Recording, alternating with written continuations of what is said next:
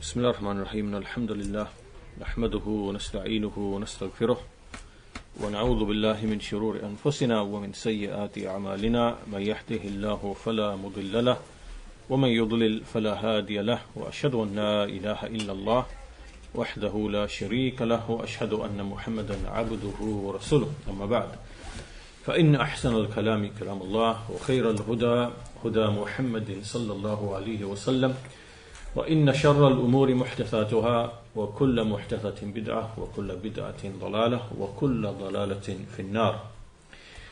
So this is the 11th lesson on our series on the good life, looking at what is the good life in the Quran and the Sunnah, and how has it been described and how is it attained. What is the good life? So we started one of the chapters towards the end, dealing with the various ways and means through which we can achieve a good life. And in the previous lesson we were discussing, and the lesson before that as well, the issue of wealth, the issue of the kalima la ilaha illallah, and likewise at-taqwa. And in that discussion we explained that wealth in and of itself does not bring happiness, does not bring the good life in and of itself. We mentioned evidences for that. And then we spoke about the good word, al-kalimatu tayyibah, and likewise at-taqwa, which is fear of Allah, in bringing about the good life. So we're going to kind of round off and end this series inshallah ta'ala by now looking at 10 or 15 general points by which, if we give attention to, they contribute to and they bring about a good life in the life of a believer, in the household of a believer, or in the society as a whole. And some of these points we've maybe covered them already previously, but this is like a list of 10 or 15 points inshallah. This is like a reminder or a summary of many of the things that we've discussed in the previous lessons. So from those affairs which bring about the good life, and obviously remember we are speaking here to the whole of creation. So here this first point we would be addressing this to non-Muslims, to a non-Muslim. How does a non-Muslim achieve a good life? Well, obviously it is al-imanu billah wal-amal salih. It is to have Iman in Allah and to do righteous deeds. So this now would be addressed to a non-Muslim. As Allah Azza wa Jal says in the verse, the well-known verse that we've repeated often, مَنْ عَمِلَ صَالِحًا مِنْ ذَكَرٍ أَوْ أُنْثَى وَهُوَ مُؤْمِنٌ فَلَنُحْيِيَنَّهُ حَيَاةً طَيِّبَةً. Whoever works righteous deeds, whether a male or a female, while he is a believer, then we shall give him a good life. Whilst he is a believer, we shall give him a good life. If you look at what the Mufassirun, how they explain this ayah, for example, Ibn Kathir, he says here that this means al-iman huwa hayatul qalb. Iman is the life of the heart. So Iman here meaning belief in Allah, belief in the angels, belief in the books, belief in the messengers, belief in the divine decree, the good and the evil, and likewise the hereafter, the last day. Right? So a believer, these are from the affairs of the unseen that the heart believes in, and then upon that there are righteous actions. So this is what constitutes the good life. It is the life of the heart, and Iman is the life of the heart. And similarly, Allah Azza wa Jal, He says in the Quran, وَمَا يَسْتَوِي الْأَحْيَاء وَلَا الْأَمْوَاتِ. Not equal are the living or the dead. Not equal are the living or the dead. Now this doesn't mean the living and the dead as in the actual dead, but this means the one who is living is the Muslim, al-Muslim, al-Hayy, huwa al-Muslim. And the one who is al-Mayyit, the one who is dead, huwa al-Kafir. And obviously this is in relation to what is in the heart of Iman, or the absence of Iman. So Iman is life and kufr is death, meaning death of the heart, death of the soul. And upon this ayah, Az-Zajjaj, he said, Al-Ahya al-Mu'minun. The living are the believers. Wal-Amwat al-Kafirun. And the dead are the disbelievers. And also, it's also said, Ba'an-Nuhas, Wal-Murad bil-Ahya al-Ahya'ul Qulub bil-Imani wal-Ma'rifah. What is intended by the living is those who are living with the heart and with Iman, having faith, and with Ma'rifah, with knowledge. And as for Al-Amwat, Wal-Amwat, Al-Amwatul Qulub بغلبة الكفر عليها حتى صارت لا تعرف الهدى من الضلال. And as for the dead, then they are the hearts which are dead on account of disbelief overwhelming them. Disbelief overwhelming them until they are unable to distinguish between guidance and misguidance. Right? So this is the dead heart. The dead heart, because of disbelief, has overwhelmed this heart, and it has rejected Allah Azza wa Jal. It has rejected singling out Allah Azza wa Jal with worship, and it has rejected obedience to Allah in whatever He commands and prohibits. And because all of that has been rejected, then how can this heart cannot know between truth and falsehood, and guidance and misguidance, and what is rectification from what is corruption. And we can see this clearly in the societies that we live in, because we can see, all around us where basically the realities are being overturned, as we've mentioned many times before. We are living in societies that can't tell the difference between a man or a woman, or a boy or a girl, and they can't tell the difference between what is trade, what is actual trade, and what is riba, what is usury. Right? So these nations, the whole of their, the injustice and everything, it's all founded upon riba. And so basically the scales are overturned in everything, right? They can't see that marriage is purity and rectification and good for the for the family, for the society, and instead they are basically demolishing the foundations of marriage and the family, right? With open relationships and everything else, right? So this is what happens in a society when they disbelieve in Allah, disbelieve in His messengers, disbelieve in His books. There is no Iman in the hearts, and so the criterion of what is good and bad, beneficial, harmful, rectifying, corrupting, all of that completely disappears. So they can't see guidance from misguidance. So anyhow, this is the first cause, sabab from the asbab, which is al-imanu billah wal-amalu salih. Iman and righteous deeds is from those things which bring about the good life. The second cause, or the second reason, is just generally ittiba'u deen al-Islam. Ittiba'u deen al-Islam, which is just generally adhering to Islam, following Islam. So this now is addressed to the people of Islam. Just generally adhering to the guidance brought by the Messenger of Allah sallallahu alaihi wasallam. In this regard, Allah Azza wa Jalla, He says, "Bala man aslama wajhahu lillah wa huwa muhsin falahu ajruhu 'inda rabbih wa la khawfun 'alayhim wa la hum yahzanun."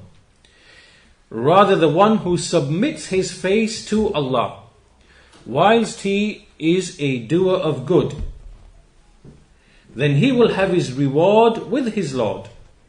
There shall be no fear upon them, and nor shall they grieve. So here, two things are negated: neither fear nor grievance, nor sadness or grief. Right? So if you are someone who submits his face to Allah, which means in Tawheed, first of all, and then secondly, in sincerity within your deeds, so you worship only Allah, and then in your worship of Him, you are sincere as well, right? You are worshipping to please Him, not to be seen, not for riyah, not for anything else. So whoever submits his face to Allah, وَهُوَ مُحْسِن, and he is a doer of righteousness, then he will have his reward with his Lord. No fear shall be upon him, nor shall they grieve. So here fear and grief are negated from the likes of these people, right? In the life of this world. And as Imam Shawkani rahimahullah, he mentioned that in this ayah, because of the way of the structure grammatically, وَلَا خَوْفٌ عَلَيْهِمْ وَلَا خَوْفٌ عَلَيْهِمْ, there is a negation being made, and the negation is with respect to a noun which is indefinite. وَلَا خَوْفٌ عَلَيْهِمْ. The noun is nakira, meaning it is indefinite. So when you have a negation with an indefinite noun, then this signifies ash-shumul, means comprehensiveness, meaning it covers everything.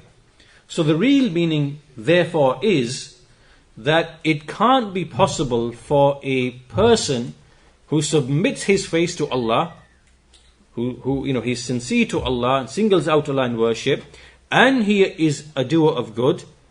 It's not possible for such a person to live in fear, or to be fearful, right? Or to fear that which is, in the future, and nor grieve over that which has happened in the past.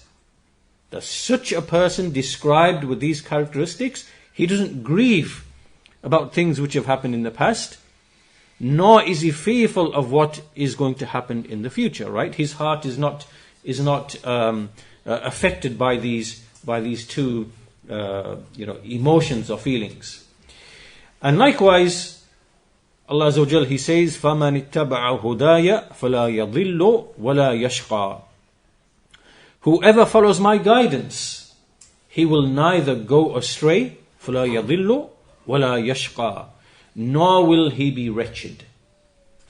Right? So Ibn Abbas radiallahu anhuma, he mentioned about this verse, تَكَفَّلَ اللَّهُ لِمَنْ قَرَأَ الْقُرْآنِ وَعَمَلَ بِهِ وَعَمْلَ بِمَا فِيهِ أَلَّا يَضِلُّ فِي الدُّنْيَا وَلَا يَشْقَى فِي الْآخِرَةِ. Allah has guaranteed, so this is a guarantee for the one who recites the Quran or reads the Quran and who acts upon whatever is in it, that he will not go astray in this life, and nor shall he be wretched in the hereafter. Right, so you can see that in these verses there are certain things that are negated for the people who are described in this way, the people who follow, who read the guidance of the Quran, and who act upon the guidance of the Quran, and who submit in tawheed and sincerity to Allah, and who work righteous deeds, right? So basically they are making a general ittiba' of al-Islam, of the religion of Islam in general. So neither shall they fear, nor shall they grieve, nor shall they go astray, nor shall they be wretched in this life or the hereafter.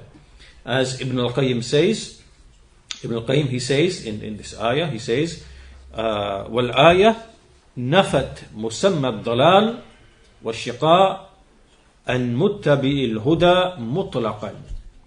That this verse has negated this meaning or this sense of misguidance and wretchedness from the follower of guidance absolutely. Meaning, so he says, فَاقْتَدَتْ الْآيَةِ أَنَّهُ لَا يَضِلُّ فِي الدُّنْيَا وَلَا يَشْقَى وَلَا يَضِلُّ فِي الْآخِرَةِ وَلَا يَشْقَى فِيهِ. So this verse means that the ayah necessitates that such a person will not go astray in this world, nor will he be wretched in this world. and nor will he go astray in the hereafter, nor will he be wretched therein. Because remember, in the hereafter there's also guidance. A believer also needs guidance, as Ibn al-Qayyim mentions. For example, when you walk over the bridge over hellfire, when you walk over the bridge, then you are in need of guidance to get over the bridge, because there are some people who are going to go like the blinking of an eye, some like the speed of the wind, some like the swift horse, some who run swiftly, some who walk with pace, some who walk, and then some who crawl. And all of these variations, they are based upon what you did in this life. As Ibn al-Qayyim mentions at the beginning of Madarij al-Salikin, that the way that you will be guided on the path over hellfire in the hereafter corresponds to the way that you are upon the path in this life. Like for like. Right? So, yes, we are in need of guidance in this life and also guidance in the hereafter. But that guidance in the hereafter also depends upon how we follow the guidance in this life. So Ibn al-Qayyim, he says, this ayah, this verse necessitates that a person will not go astray in the world, nor will he be wretched, and likewise he will not go astray in the hereafter, nor will he be wretched therein either. So this is the second cause, or the second way, which is general ittiba' of al-Islam, right? So you learn the guidance, you acquire the guidance, you increase yourself in knowledge, and every time you learn a bit of knowledge, you take it piecemeal, right? You don't jump into the whole ocean of knowledge, because whoever tries to acquire knowledge all in one go, then he will lose it all in one go, right? As is said by the scholars. So you take knowledge piecemeal, bit by bit, and you act upon that knowledge, as the Sahaba used to do. That they used to take 10 verses of the Quran, they used to memorize and then learn whatever is in those verses of action. Then they would act upon those 10 verses, and making sure that they've mastered them and acted upon them, and then move on to the next 10 verses, right? And then so, this to actually learn the Quran and to abide by the Quran and to act upon the Quran, this takes you years, it takes you decades, right? As long as you are taking knowledge, learning it, seeing what rulings are in these verses, and then acting upon those verses. This is how you proceed upon knowledge, and this is how the Sahaba proceeded upon knowledge. Keeping in mind as well that the Quran was being revealed over time, in the lives of the companions over 23 years. So they acquired knowledge steadily, over time, piecemeal, bit by bit, right? And they acted upon what they learned. So this is the second cause, or the second reason. The third reason, which helps us to have a good life, to maintain a good life, is dawamu dhikrillahi subhanahu wa ta'ala, which is constant remembrance of Allah, the Sublime and the Exalted. And this is clearly understood from many verses in the Quran. And from them is the statement of Allah Azza wa Jal, وَمَنْ أَعْرَضَ عَنْ ذِكْرِ فَإِنَّ لَهُ مَعِيشَةً ضَنْكَ وَنَحْشُرُهُ يَوْمَ الْقِيَامَةِ أَعْمَى. Whoever turns away from my remembrance, then he will have a narrow, constricted life. A narrow, constricted life. And we shall raise him on the day of judgment blind, as one who is blind. So, you can see here that being heedless of Allah Azza wa Jal and not remembering Allah Azza wa Jal is something that brings you a narrow, constricted life, right? And obviously this doesn't mean here, because someone could have all the riches in the world and could be occupied in the world and have everything under his disposal. But what is meant here is you can have all of that, but inside your heart, your heart is still, it's narrow and constricted, right? It still suffers from all of those other things. So even if the earth is expansive and vast, then it can still be constricted upon you because of no dhikr in your heart, no remembrance of Allah, right? So likewise, the statement of Allah Azza wa Jal, قَدْ أَفْلَحَ مَنْ تَزَكَّى وَذَكَرَ اسْمَ رَبِّهِ فَصَلَّى. He succeeds who purifies and then remembers the name of his Lord, فَصَلَّى, and then prays or worships. And likewise the statement of Allah Azza wa Jal, الَّذِينَ آمَنُوا وَتَطْمَئِنُّ قُلُوبُهُمْ بِذِكْرِ اللَّهِ أَلَا بِذِكْرِ اللَّهِ تَطْمَئِنُّ الْقُلُوبِ. Those who believe and whose hearts find satisfaction, tranquility in the remembrance of Allah. Indeed, in the remembrance of Allah do the hearts find satisfaction.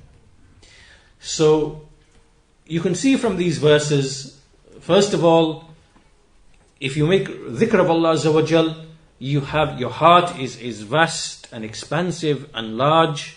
And conversely, if you turn away from Allah's remembrance, your heart becomes narrow and constricted, right? Life becomes hard upon you. Trials become hard upon you. In the absence of Allah's remembrance. And similarly, the hearts find tranquility, tranquil, at ease, at peace with the remembrance of Allah Azza wa Jal. So,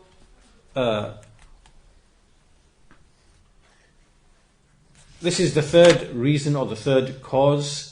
And in contrast to the believers, we see that the way Allah Azza wa Jal describes the disbelievers in another verse. So here you can see He's describing the believers, tranquility through Allah's remembrance. Conversely, what do the people of disbelief, what do they find tranquility in? He said, as occurs in Surah Yunus, وَرَضُوا بِالْحَيَاةِ الدُّنْيَا وَاطْمَأَنُّوا بِهَا. That they are pleased with the life of the world, وَاطْمَأَنُّوا بِهَا, and they find tranquility with it. So whereas the believer finds tranquility in Allah's dhikr, Allah's remembrance, and dhikr here is general, right? It means worship and obedience, and also the dhikr that we make with the tongue includes all of these things. This is what we find tranquility in, the believer. But the people of disbelief, what do they find tranquility in? Because if there's no hereafter, if there's no Lord and Creator, if there's no resurrection, if there's no reward and punishment, what else do you have left except to try to find ways to get satisfaction from the world, right? وَرَضُوا بِالْحَيَاةِ الدُّنْيَا وَاطْمَأَنُّوا بِهَا. This is what they find satisfaction in. And because the earth is temporal, it is perishing, right? It doesn't last. Then how can the heart find satisfaction in such a thing? They can't. And that's why you see with the people of disbelief, among the people of disbelief, you see all of those traits, the traits and qualities of greed and pursuing riches and following lusts and seeking fame and seeking fortune and all of the sicknesses of the heart, such as envy and jealousy and all these other things. You see these things rampant in these types of societies because they are trying to seek satisfaction by way of the world, right? That's where they see tranquility, but you won't find tranquility in the world. And that's also why you see that among the people of disbelief, throughout the ages, you always see them bringing new kind of lifestyle philosophies, right? Existentialism or this, whatever. And they're all trying to figure out what's the best way to find happiness. What is happiness and how do we find happiness? So someone will say, well, basically, just do as you wish. Follow pleasure, and you will live a life of happiness, right? And then others, like maybe, some of they will try to be spiritual, and they'll say, do no evil to others. Right? This is like a general, in the Far Eastern kind of philosophies and whatever. But they will miss the mark, right? Because this is just humans trying to avoid worldly evil, right? And worldly stress and worldly anxiety, and to fulfill the potential of pleasure. That's all they're trying to do, right?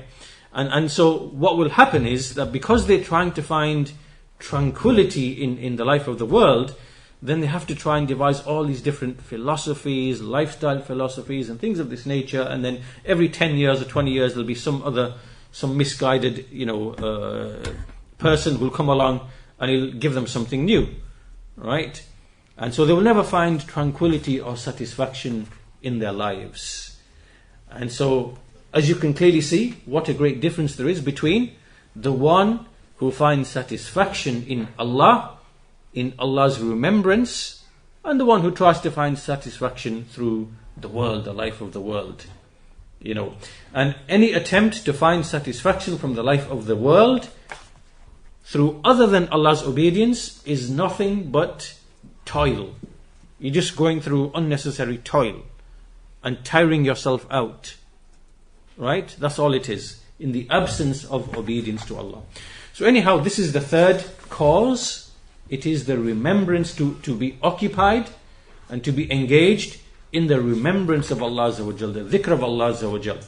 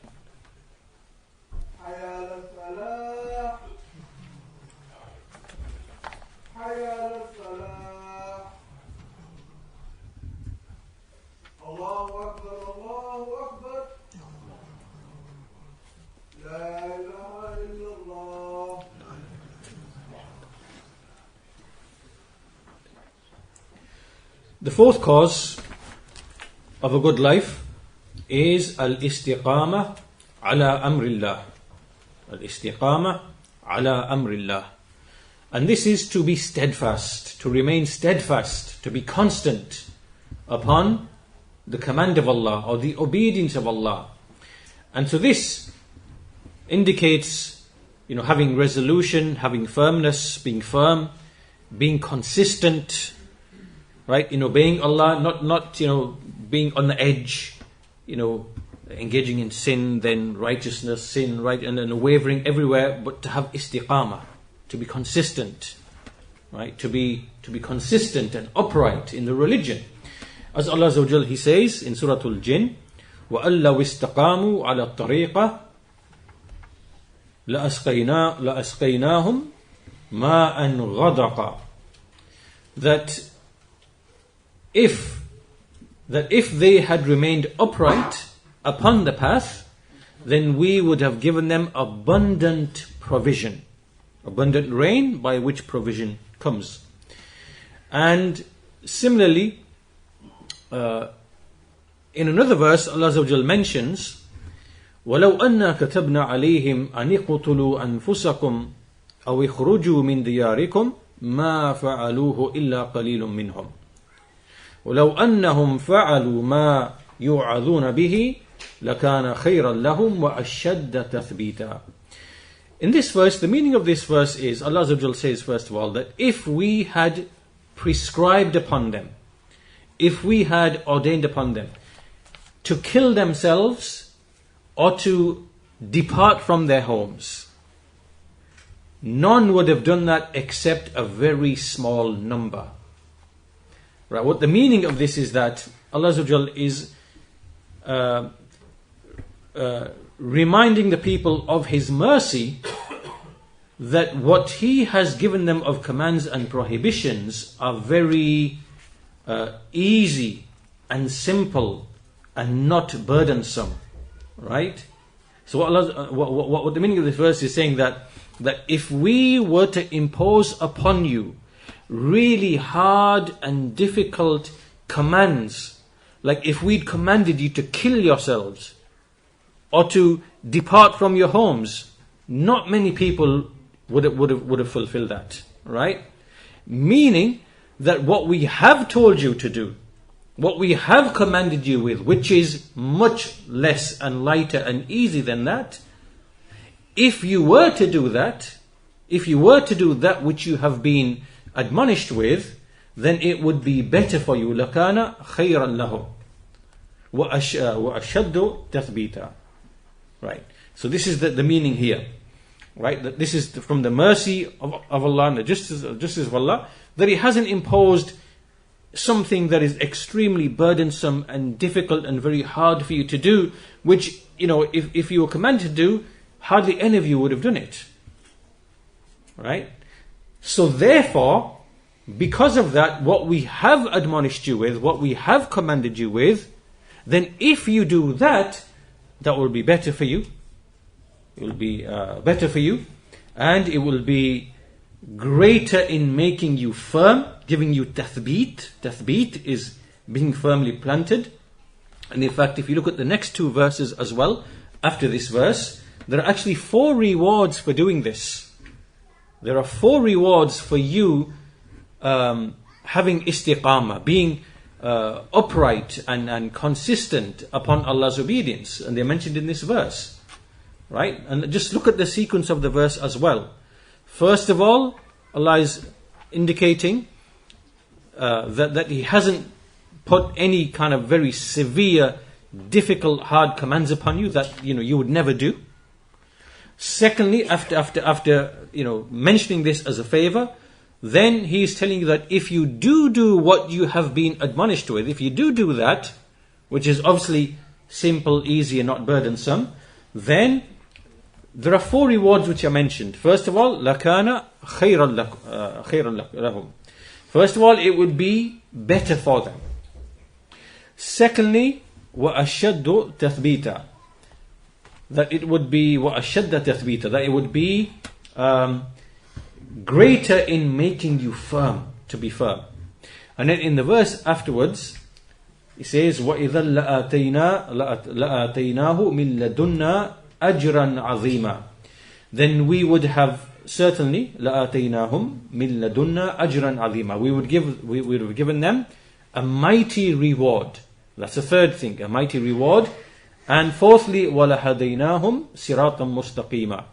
And then we would have guided them to the straight path. Right? So there are 4 rewards here.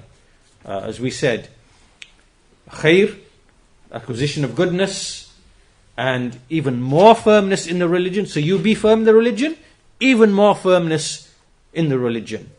And a mighty reward and guidance to the straight path. Right? So this is like, like the parable of the tree. The more the tree is nourished, the greater its roots expand, the even more firmer it becomes. Right? And this is what happens with istiqamah. And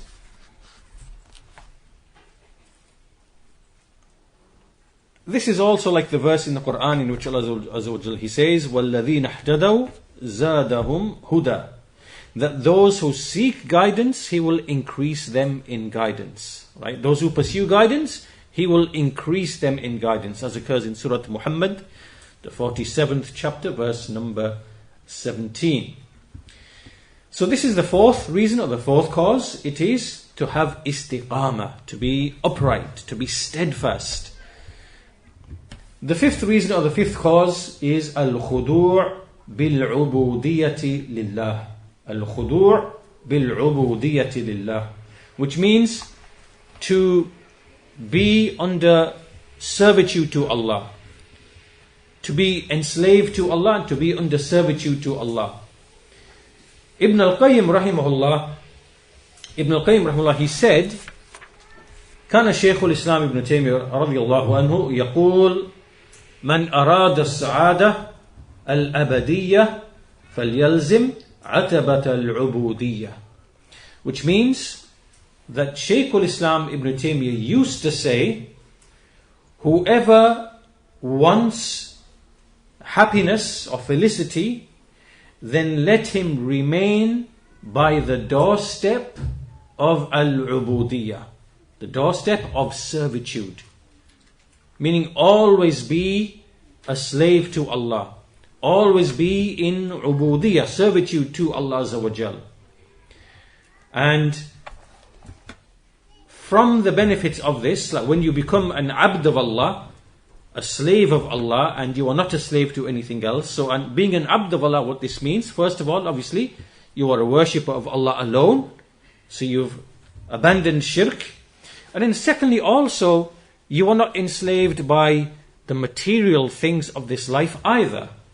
Right? Because sometimes your heart can become attached to material things. Like we see people worship money, or they pursue money, or they have other things that their hearts are attached to. So if you are an abd who is enslaved only to Allah, right? You don't have these material attachments which are unhealthy, whether to money, whether to fame, whether to power, whether to even between a husband and wife. There can be an attachment of the heart which is beyond the limits and unhealthy. Likewise with one's children, likewise, right? So an abd of Allah whose heart is salim, right? It is sound, and it is free of all of these harmful attachments, right? Not attached to anything like that in an unhealthy way. This is the type of person whom shaitan cannot have any authority over. Shaitan cannot not have authority over this type of person. And that's why we see in the verse, Inna ibadi laysa laka alayhim sultan. This is Allah Azza wa Jal addressing Iblis, the shaitan. Inna ibadi laysa laka alayhim sultan. Indeed, my servants, you have no authority over them. Right? So this is the ibad, those who are the ibad of Allah. And this means those who are in ubudiyah, perfect ubudiyah to Allah. Because not everybody is in perfect ubudiyah. Not all the believers are in perfect ubudiyah. Right? So here it is talking about those who are in ubudiyah. And like we said, this means the person whose hearts are sound, and they are free of any kind of attachments, and they are free from showing off and seeking fame and fortune, being attached to wealth, being, all these other things. So the more a person becomes an abd of Allah with this particular meaning, then the more he is protected and saved from shaitan gaining mastery over him. Right? And so the more he is protected, then obviously the better, more wholesome, more pure life he will have. So this is the fifth cause, or the fifth way that a person tries to have a good life in the life of this world.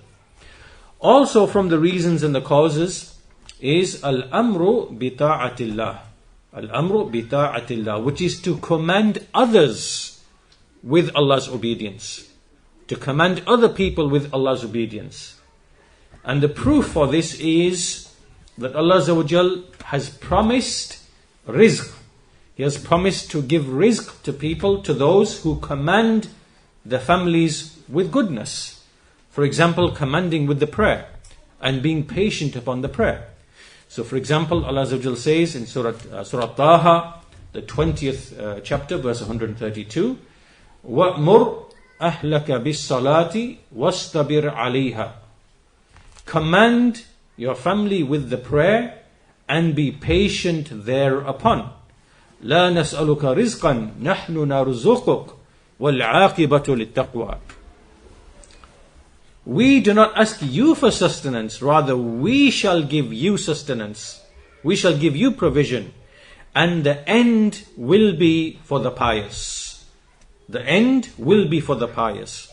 So here clearly you can see that Allah Azza wa Jal has clearly stated that we will give you rizq, we will give you sustenance. And what is the cause of that? It is a person commanding his family, upon goodness, upon khair, of the prayer and other things, and remaining patient and firm upon that.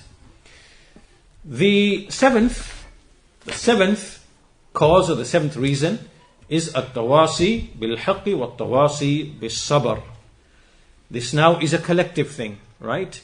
It is mutually enjoining the truth and mutually enjoining patience. So when the society does that together, then this brings about a collective, benefit for everybody. And obviously the evidence of this you all know, Surah Al-Asr, Wal-Asr, Innal insana lafi khusr, illa alladhina amanu wa amilu salihat, wa tawasaw bil haqqi, wa tawasaw bis sabr. By time, verily man is in a loss, except those who believe and do righteous deeds, and who mutually enjoin the truth upon each other, and they mutually enjoin patience upon one another. So,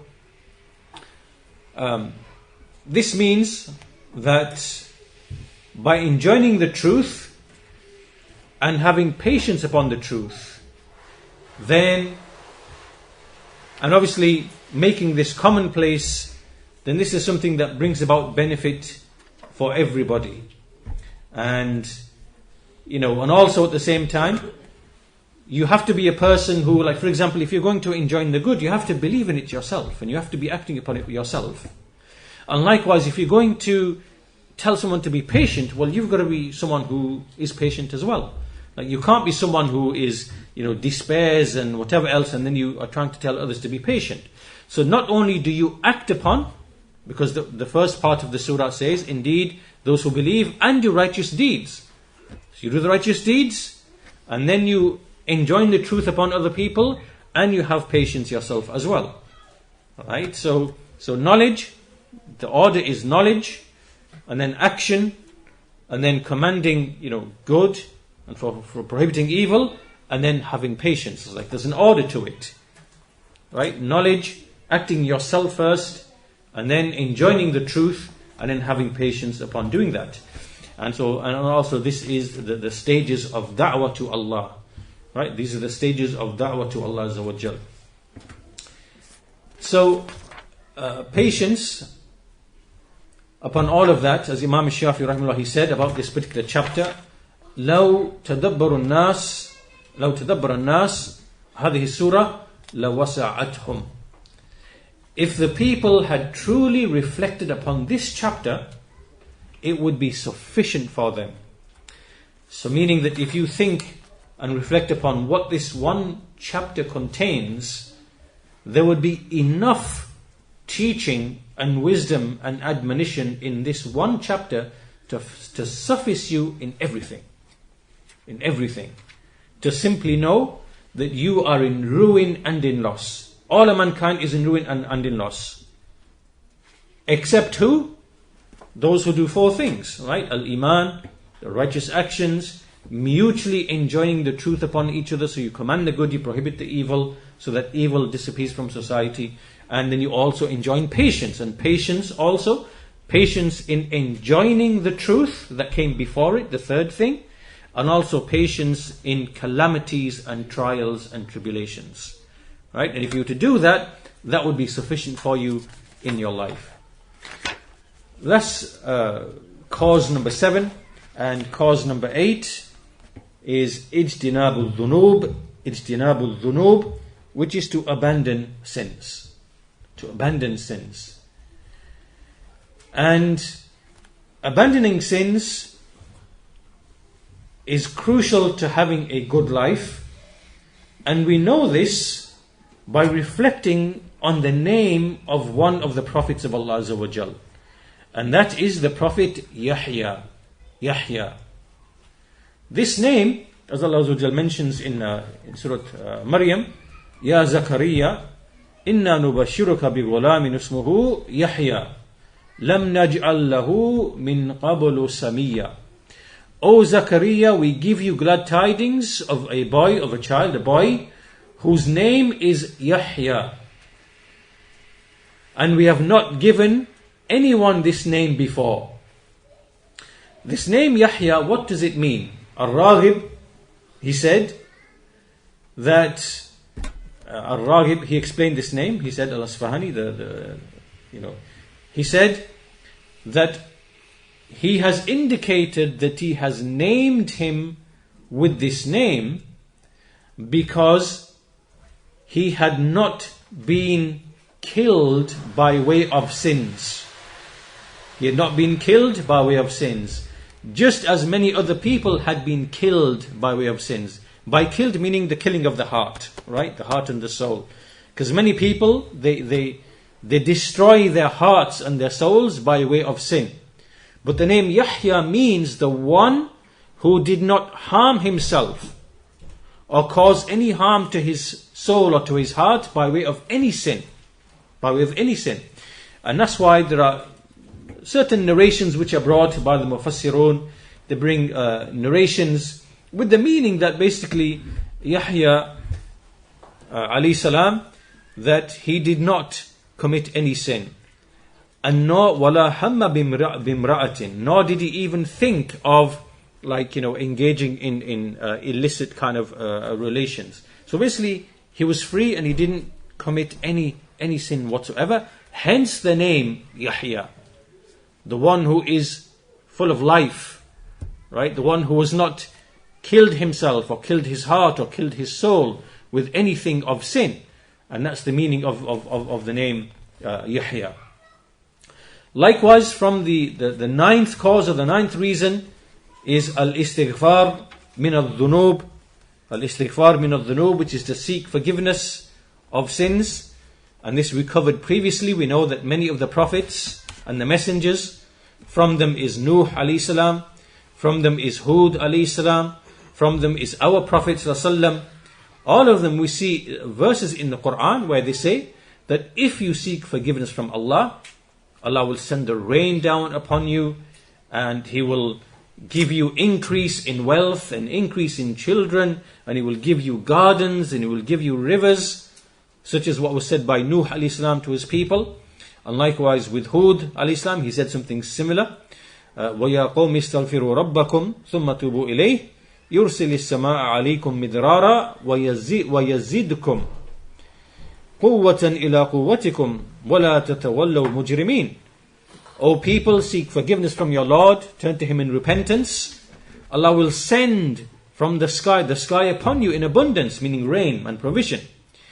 And He will increase you in strength on top of your strength.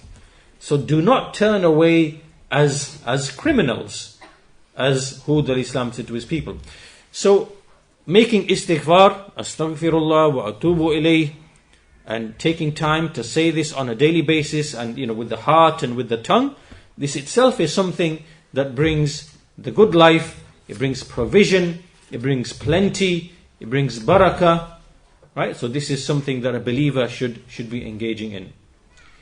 Also from the affairs which establish a good life is iqamatu shar'illahi ta'ala. Iqamatu shar'illahi ta'ala. This is the 10th cause, the 10th reason. Allah Azza wa Jal mentions about the people of the book, about the Jews and the Christians. وَلَوْ أَنَّهُمْ أَقَامُوا التَّوْرَاةَ وَالْإِنْجِيلَ وَمَا أُنزِلَ إِلَيْهِمْ مِنْ رَبِّهِمْ لَأَكَلُوا مِنْ فَوْقِهِمْ وَمِنْ تَحْتِ أَرْجُلِهِمْ. If only they had established the Torah, meaning the law of the Torah, they established it and they acted upon it, and the Injil, and whatever was revealed to them from their Lord, then they would have eaten. They would have eaten from above themselves and from beneath their feet. Meaning that they would have eaten from what's in the ground, and they would have eaten from what's up there, like from the trees and things like that. So once again, the clear connection between abiding by the law of Allah, the legislation of Allah, the command of Allah, and the provisions, eating, not being in poverty, not not being in poverty, and benefiting from the fruits of the earth. So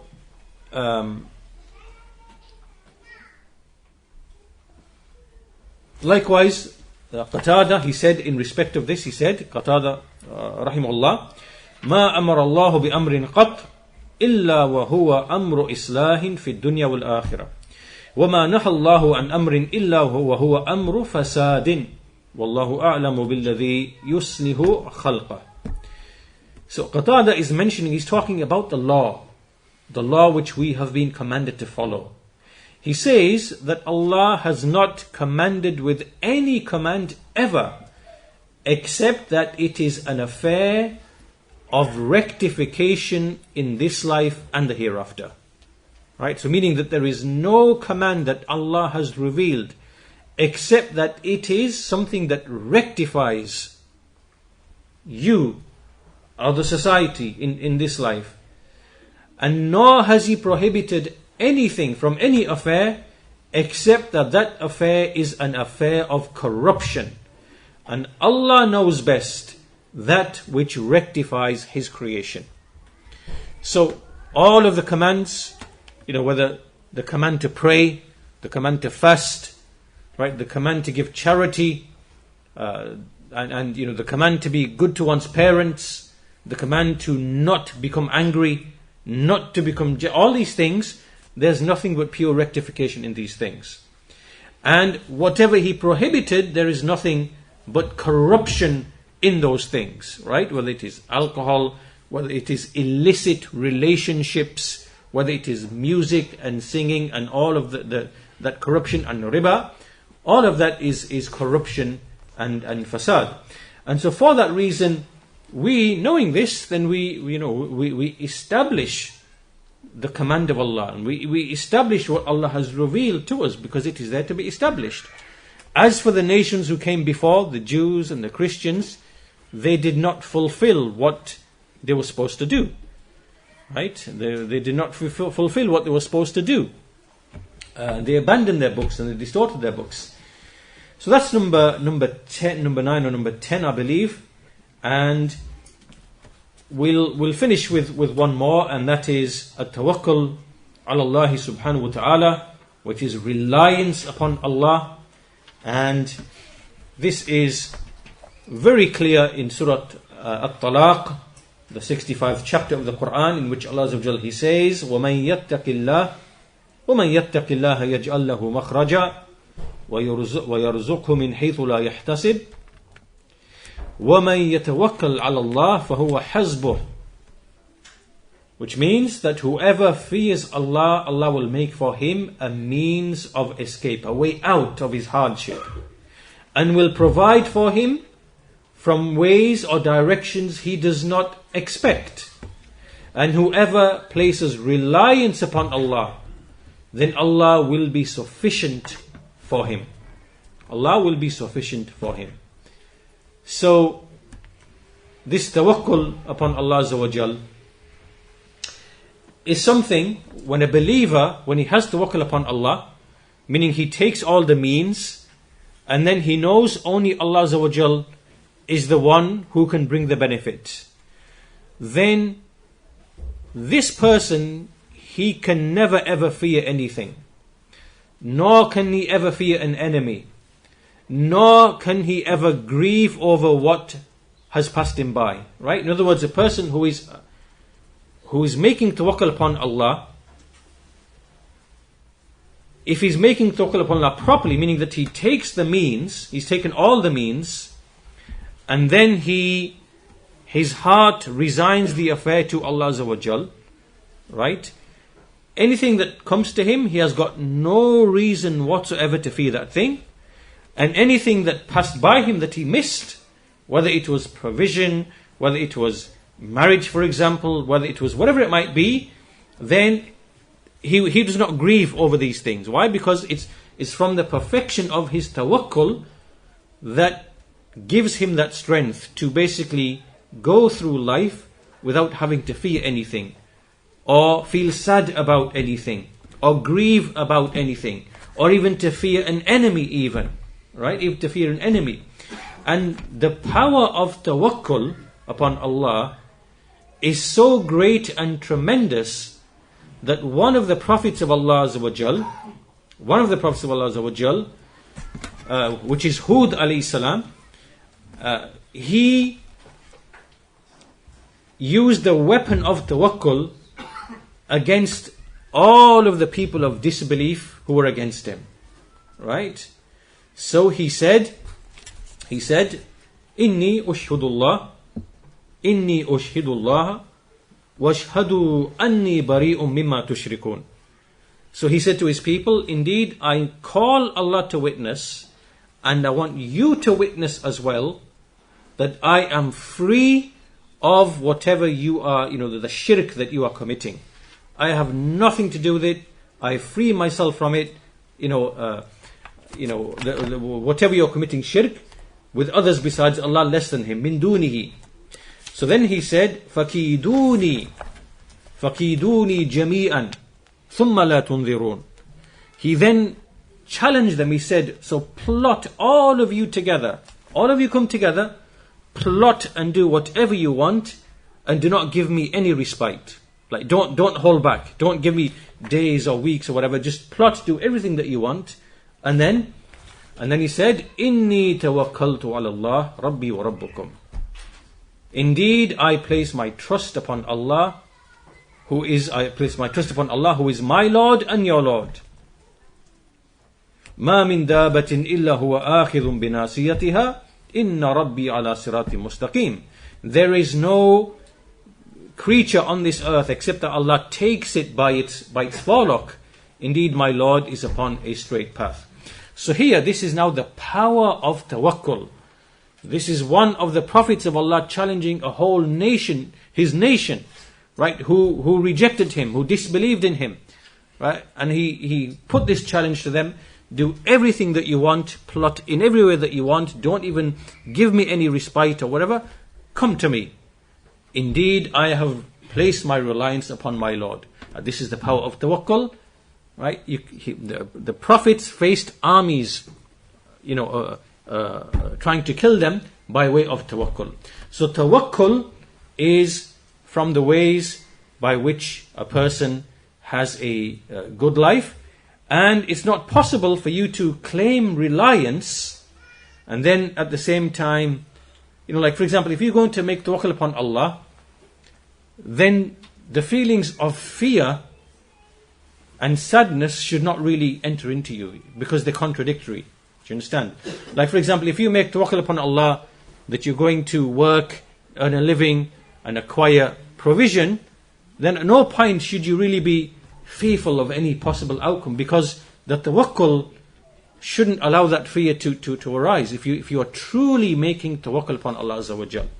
And likewise, if you're making tawakkul against an enemy or a foe, then fear shouldn't arise, because it's contradicted by the tawakkul. So this is the nature of tawakkul. This tawakkul, it gives you itmi'nan, it gives you tranquility, it gives you certainty, right? It makes you pleased with al-qadar, no matter what happens by way of Allah's qadar, right? It doesn't affect you. This is the nature and the power of at-tawakkul upon Allah subhanahu wa ta'ala. So inshallah we'll finish with that. There are maybe 5 or 6 more. I'll just mention them very quickly, so you can write them down if you want. So the 12th, or the whichever number it is now, 11th or 12th, it is al-jihadu fi sabilillah. It is to strive in the path of Allah Azza wa Jal, making jihad. Obviously in the way, in the right way, with its conditions and so on and so forth. Also is tazkiyatun nafs, which is the purification of the soul, to purify your soul from shortcomings, deficiencies, its evils. Also from the causes is to rectify the heart, salahul qulub wa istiqamatiha ala hudallah, to purify and rectify the heart and make it firm upon Allah's religion. Also from the causes of a good life is istikhdam ni'matil aql, right? To use the sound reason, This is part and parcel of a good life. And I'll just mention about this. The verse in Surah Yasin, in which Allah Azza wa Jal, He says, لِيُنذِرَ مَنْ كَانَ حَيًّا لِيُنذِرَ مَنْ كَانَ حَيًّا, to caution the one who is hayy, the one who is living.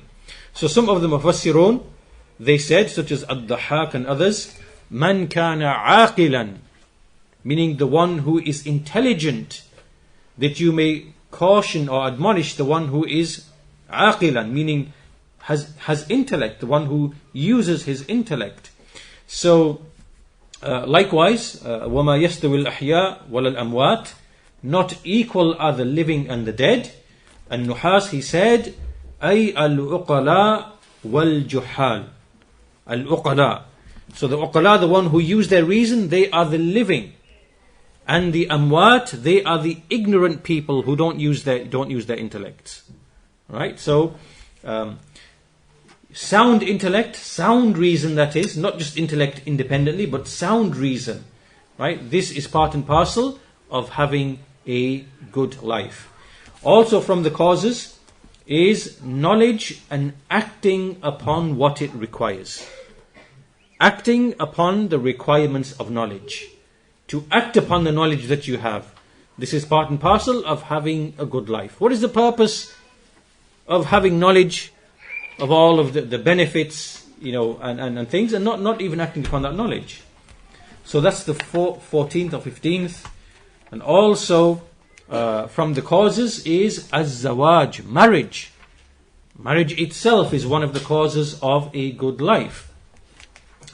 And finally, as-sadaqah, which is giving charity. Charity is also one of the ways and means that bring about a good life. Why? Because charity returns back to you goodness, benevolence, increase, and so on and so forth.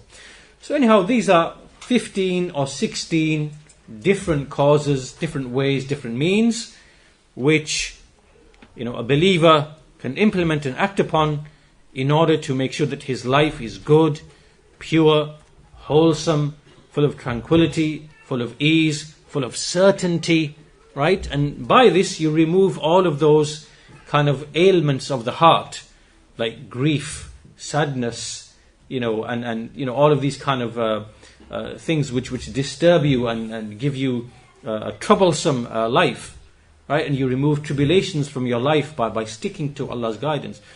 These are the ways and means by which you attain a good life. And with that, inshallah ta'ala, we'll conclude our lesson for today. And I think that's the essence of the book. In any case, that brings us to the end of whatever we